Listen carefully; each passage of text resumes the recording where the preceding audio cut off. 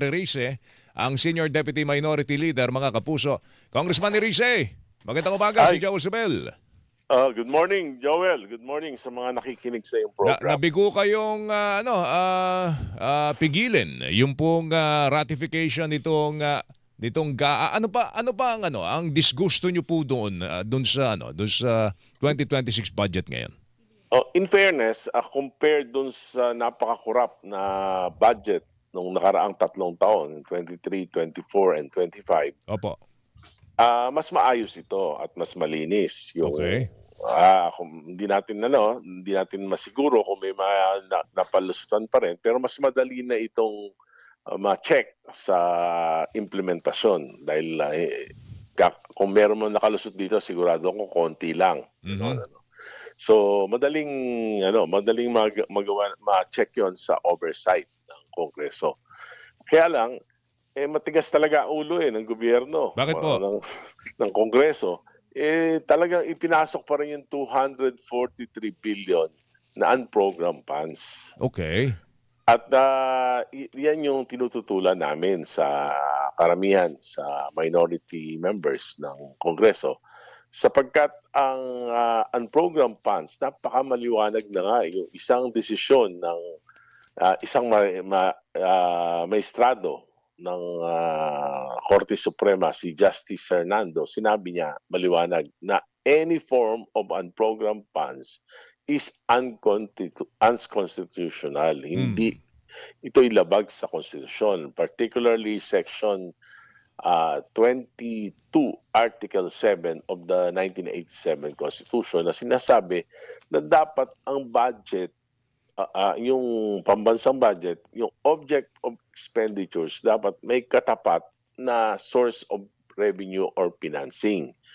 Ibig sabihin, kung may gagastusin, dapat definite yung panggagalingan na kung saan ito ay nung gagastusin. Kaya nga itong unprogrammed funds, kaya ito unprogram kasi nga wala pang siguradong panggagalingan ng salapi na gagastusin. Kumbaga sa isang pamilya, ikukumpara natin yung budget para mas maliwanag. Kung halimbawa, 6.7 trillion. Ang 5.1 trillion, yan yung ine-estimate na kikitain ng gobyerno. At yung 1.6 trillion, utangin. Yun, maliwanag yun. Okay. Diba? Kaya 6.7.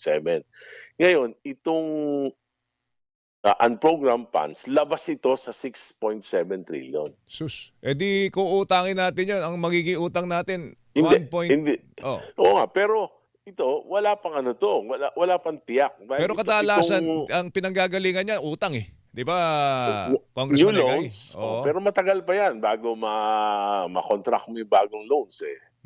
Pangalawa, yung yung new taxes. New taxes kung may bago pang ipapataw na buwis. Pangatlo, kung may savings. Pero yung savings naman matagal pa yan eh. Siyempre, mga kahuli-hulihan ng taon. Diba? So, ibig sabihin, ito wala talagang panggagalingan at kaya ito ay hindi constitutional.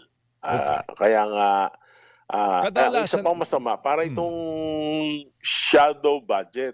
opo. Na ang discretion ngayon nasa executive na.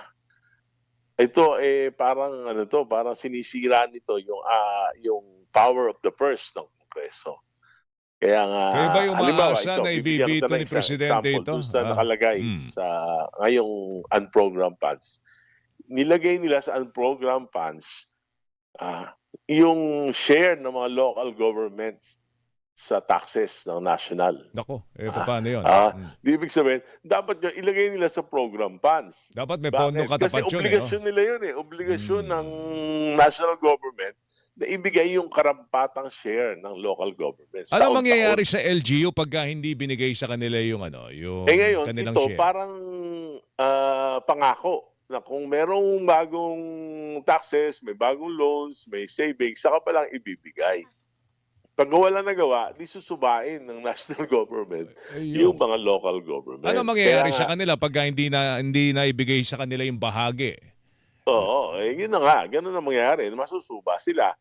Dapat ito nakalagay sa program funds. Kaya nila inilalagay sa unprogram funds para maisingit ng national government yung kapritsyo nito, Mhm, ah, mhm, na mhm. mga So dapat gastusin. mabait kayo sa akin, gano'n?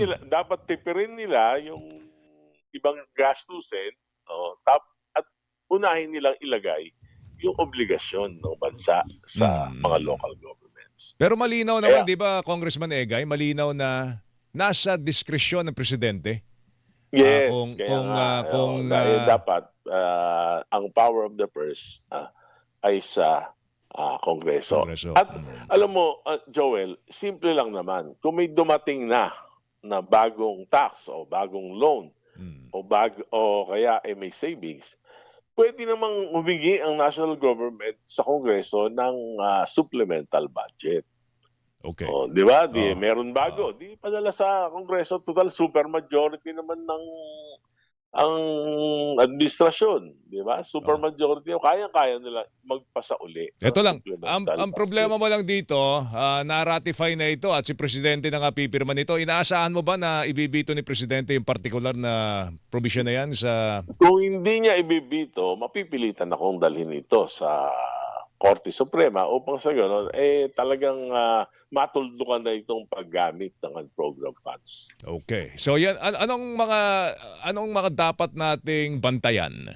Maliban dito sa unprogrammed funds na ito na sinasabi mo nga, nasa diskresyon ni Presidente at maaaring subayin niya yung mga LGUs. Ano pa ang dapat nating bantayan dyan? Ngayong ito'y ratified na at January 5 ay nakaschedule na ito po'y pirmahan ni Presidente.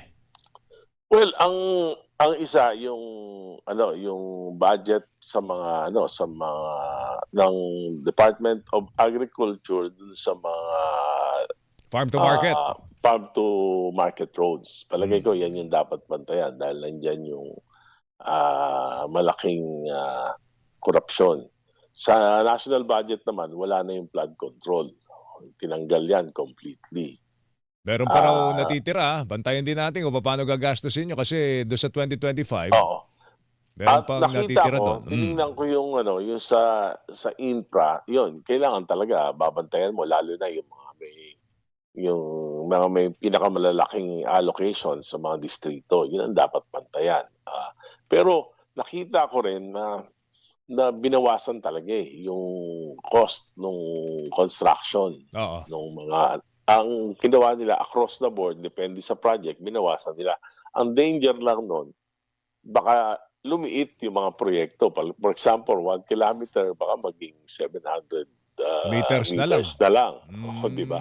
So, Mm. tapos, dahil nga bumaba yung presyo, tapos, takot na takot yung mga kontratista ngayon sa Pagpasok sa mga kontrata sa gobyerno, sumasok sa gobyerno, baka naman bumagsak yung public spending. ayun, oo. Makakaapekto sa ekonomiya natin So 'yon. 'Yun ang nakita ko bantayan natin yan, na bantayan natin. Oo. oo, kailangang bantayan Okay. 'yon. Kong Egay, salamat ha. Magandang umaga sa Okay. iyo. Thank you. Salamat, Good Joel. morning. Si Congressman Edgar Erice ng Caloocan 2nd District. Siya po ang House Senior Deputy Minority Leader.